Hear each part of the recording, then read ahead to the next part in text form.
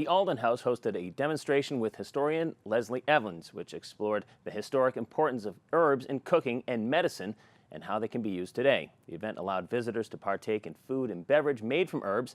PCN stopped by to get this story. Other things that you would be surprised that they would have. Today we have a whole room set up to represent all the plants that would have been used for both medicine and for cooking in the 18th century in a house like the Alden homestead. So really from before the 18th century, as soon as New England was colonized by Europeans, they brought plants with them that would have been useful. And that's what we're trying to share with people today, just some examples of what that might have been.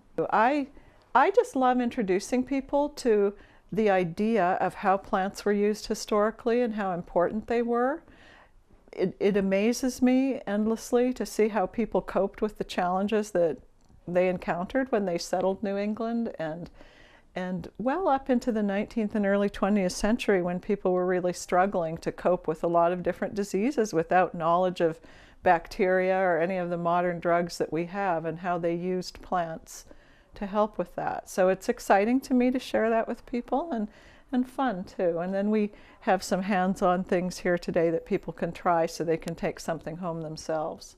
It's a chance for me to be able to combine my love of gardening and my interest in history and a passion for teaching about both those things. So I get a lot of satisfaction about opening up some new ideas to people. Maybe they'd like to go home and try growing some of these plants themselves, or making some of the things that we talk about, using the plants in their cooking, and just learning more about them.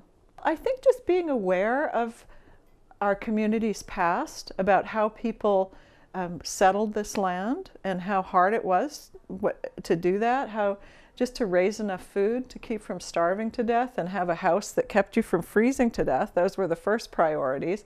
But how did they cope when somebody was sick? Or how did you prevent people from becoming sick?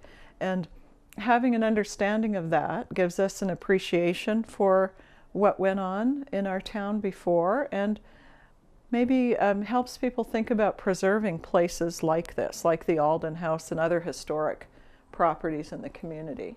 Well, I just like to encourage people to come and visit the Alden homestead or other historic houses that might be near them.